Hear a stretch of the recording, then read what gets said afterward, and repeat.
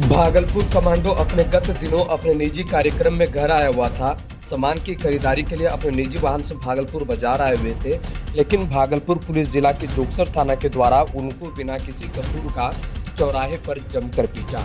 जब वहां भी मन नहीं भरा तो थाना में लाकर कई पुलिसकर्मियों के द्वारा जमकर पिटाई की गई।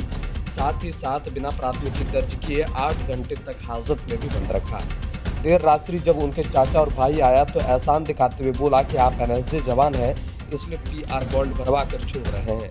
जब कमांडो को इधर न्याय मिलने का आसरा नहीं दिखा तो सोमवार को महानिरीक्षक को आवेदन दिया गया। आवेदन में साफ तौर पर लिखा गया है कि मुझे न्याय चाहिए। घटना में संलिप्त सभी पुलिसकर्मियों के विरुद्ध प्राथमिकी दर्ज किया जाए। दोषी पुलिसकर्मियों को तत्काल निलंबित कर उनके विरुद्ध सख्त कानूनी कार्रवाई की जाए। पूरी घटना का निष्पक्ष और स्वतंत्र जांच कराई जाए। झूठे प्राथमिकी को तुरंत निरस्त किया जाए। साथ ही साथ सार्वजनिक स्थान पर माफी मांगी जाए। पुलिस द्वारा जिस किए गए शारीरिक और मानसिक उत्पीड़न के लिए उचित मुआवजा दिया जाए। साथ ही साथ जिस प्रकार एनएसजी कमांडो जो देश की सुरक्षा के लिए अपने प्राणों को आहुति देने के लिए पीछे नहीं हटता है, उस हाथ इस तरह के व्यवहार न केवल व्यक्तिगत अन्याय है बल्कि पूरे समाज सशस्त्र बलों के गौरव सम्मान पर आघात है। हम आपको बताते हैं कि जोगसर थाना के पुलिस प्रशासन अपराधी को पकड़ने में विफल रहे। कई घटित घटनाओं को संभवतः अभी तक सफल उत्भेदन तक नहीं कर पाई, लेकिन समाज को भले लोगों और एनएसजी कमांडो यहाँ तक कि पत्रकारों को बिना नामजद को नामजद बनाकर अपराधी बनाने में सफल तरीके से तलाश लिया है, जिसमें इनके कृत्य के देश के समझ नहीं लाए। वहीं हम आपको बता दें कि योगेश कुमार के विवादों से पुराना नाता रहा है। गोपालपुर थाना और परबत्ता थाना में भी विवादों का नाता रहा है। ब्यूरो रिपोर्ट, बिहार जागरण न्यूज। भागलपुर से चंदन पांडे की रिपोर्ट। आज उधर भटक रहे हैं? एक हफ्ते से नहीं भटक रहा हूँ मैं। आजी साहब के पास आज पहली बार आया तो फिर मैं देखा कि अभी तक कोई कार्रवाई नहीं हो रही है, तो मैं आजी साहब के पास आया। आजी साहब ने मेरे को बताया कि मैं जांच करवा रहा हूँ, बिल्कुल इसके प्रति होगी कार्रवाई। झेल रहे हैं अभी तक आप, जब से आपके साथ घटना हुई है? झेल क्या रहा हूँ, सुबह निकलता हूँ घर से, कोर्ट कचहरी इधर उधर घूम रहा हूँ, कोई काम कर दे, कोई आश्वासन कहीं से मिल जाए, लेकिन आजी साहब ने आज आश्वासन दिया है तो थोड़ा सा उम्मीद है कि कार्रवाई सही होगी। आप एनएसजी के कमांडो हैं, इतने लाचार कैसे हो सकते हैं और बिहार पुलिस के रवैये पर क्या कहिएगा? बिल्कुल मैं लाचार होने के लिए मैं कमांडो नहीं बना था। बिल्कुल एक मैं वर्दी की इज्जत के लिए मैं उस पर हाथ नहीं उठाया, लेकिन फिर भी मेरे को इस तरीके से फंसा या जलील करके कि मैं बता नहीं सकता हूँ।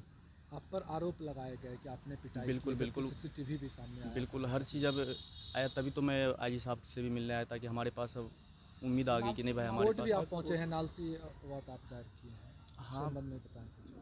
पहुँचा हूँ, देखता हूँ कहाँ तक क्या किया, क्या कार्रवाई की? कोर्ट में भी मामला दर्ज करवाना है। कोर्ट में भी मामला तो दर्ज करवाना पड़ेगा, क्योंकि अगर कोई इधर नहीं सुनेगा हमारा तो फिर लास्ट में तो कोर्ट है, अदालत क्या सुनेगी। चाहते हैं, क्या कार्रवाई होनी चाहिए ऐसे पुलिसकर्मियों पर? ऐसे के पुलिसकर्मियों पे सख्त सख्त सज़ा, मतलब जो कानूनी तरीका है वो होनी चाहिए। आजी साहब को इनका जांच पड़ताल करनी चाहिए।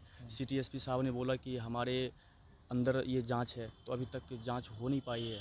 यह एक छोटा मामला नहीं है, ये एक बहुत बड़ी मामला है, क्योंकि वो भी वर्दी में थे, मैं भी वर्दी वाला था। वर्दी वाला चलो ठीक है, उनको पता नहीं था कि मैं वर्दी में हूँ, मैं भी डिफेंस में हूँ, लेकिन मैं जब बताया कि उनको मैं भी डिफेंस में हूँ, डिफेंस में क्या करते हो, एनएसजी में हूँ, वो ये सुन के और क्रोधित होके ऐसे करने लगे जैसे पता नहीं मैं क्या कर दिया हूँ।